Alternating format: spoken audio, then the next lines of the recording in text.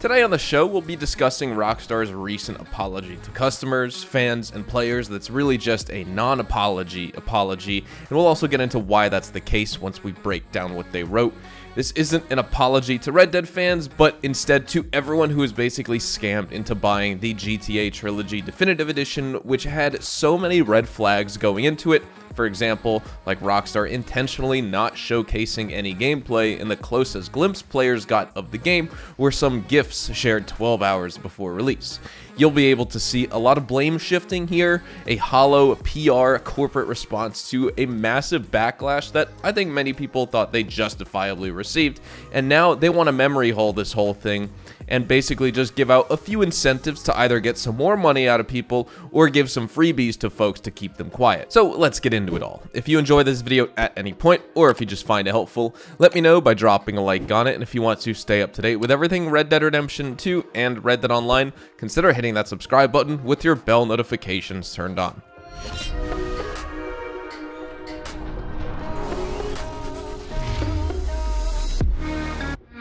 Starting off on their Newswire, a note from the Rockstar Games team regarding Grand Theft Auto, the Trilogy, the Definitive Edition. Hi everyone, we want to provide an update regarding the unexpected technical issues that came to light as part of the launch of Grand Theft Auto, the Trilogy, the Definitive Edition. Firstly, we want to sincerely apologize to everyone who has encountered issues playing these games. The GTA series and the games that make up this iconic trilogy are as special to us as we know they are to fans around the world, and the updated versions of these classic games did not launch in a state that meets our own standards of quality or the standards our fans have come to expect. Now, they go on, but to pause just on that statement and recap, if that's the case, and these games didn't launch in a state that met their own standards of quality, that met Rockstar's standards of quality, and of course didn't meet fan standards of quality as well that they thought Rockstar were going to produce here, why did they release them then? If that is the case and they didn't meet it, you pushed it out anyway, and now you're just admitting that you completely ignored that, and you said, okay, this is acceptable now, we're gonna push it out. So it's not a surprise that these games were bad quality for you. You saw this and you said, okay, we are going to publish these games, put them out to the market in this state, and we'll just see what happens then. Maybe people are actually going to enjoy it, which was obviously never going to be the case. But they do go on to say we have ongoing plans to address the technical issues and to improve each game going forward.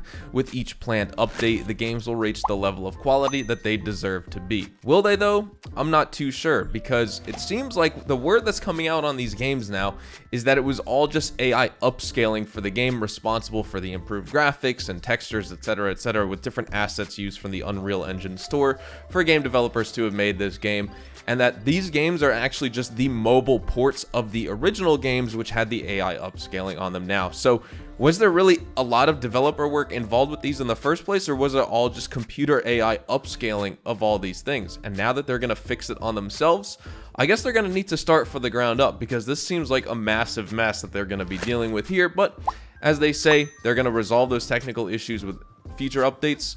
We'll see how that goes. Cyberpunk hasn't really recovered with that, despite all the updates that CD Projekt Red has put into that game. That game was dead on arrival, so is this, and I don't think it's going to turn around for the better anytime soon.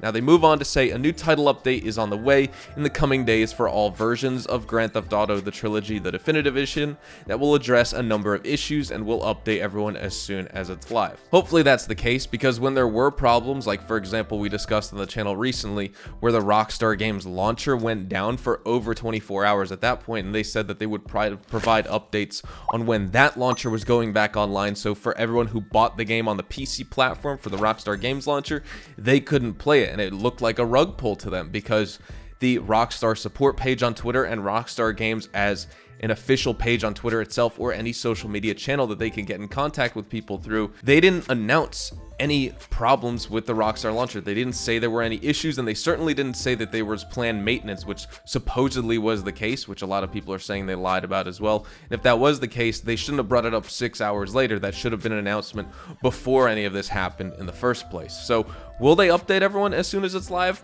Probably not as well. But in the meantime, they say, it pains us to mention that we're hearing reports of members of the development teams being harassed on social media. We would kindly ask our community to please maintain a respectful and civil discourse around this release as we work through these issues. Immediately shifting the blame here literally back onto the customers of these games. People who are going to go out and harass someone on social media are completely unserious people, and obviously shouldn't be taken as serious people, and they should be treated unseriously as well. That's not even close to any significant percentage of the customers. Most people have problems with the games, not the people behind them who made them. But it's good to know that Rockstar Games as a company also threw their own employees under the bus by pushing out the half-baked product, which they admitted was half-baked and didn't meet their expectations of their own quality.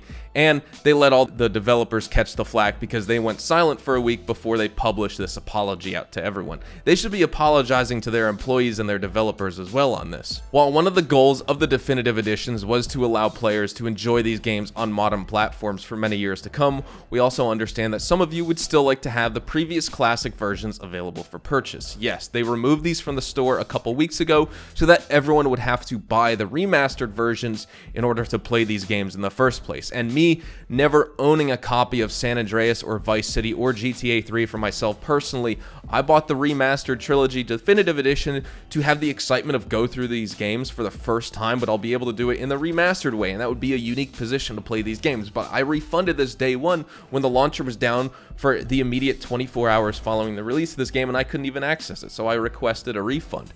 And now they're expecting me to pay more money to play the classic versions of these games, because I certainly don't want to have a terrible experience playing these games for the first time, playing this garbage remaster. No, I can buy the original games now that they originally took away from the store, but they're adding back now. And then they say we'll be adding the classic PC versions of GTA 3, Vice City, and San Andreas back to the Rockstar store shortly as a bundle. Additionally, everyone who has purchased GTA the Trilogy, the definitive edition for PC from the Rockstar store through June 30th, 2022 will receive these classic versions in their Rockstar Games launcher library at no additional cost. Now, I'm going to see if that applies to someone who requested a refund, because that would be my position. Maybe it's yours as well. You bought the remaster and you requested a refund, so will you get the original 3 games, the original copies that came out in like 2001, 2004, and 2006 for free if you requested a refund? I'm not too sure, but they say they'll update everyone as soon as that is back on the launcher as well.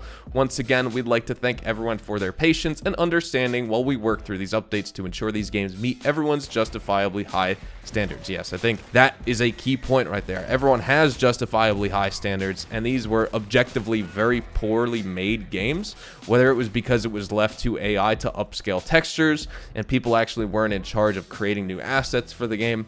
A lot of things when it came to facial expressions from characters, the character models themselves, the lighting, etc.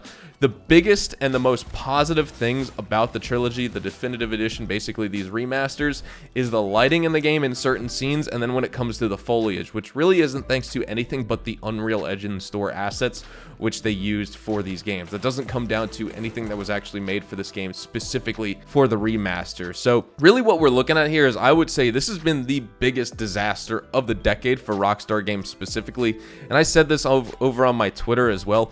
No developer is safe from this. Ensure your product is high quality, and for some reason the games industry has a major problem with this. Every single game publisher is pushing out half-baked garbage this year, whether it's Activision with Call of Duty Vanguard, EA with Battlefield 2042, which was just an incredibly high disappointment for me.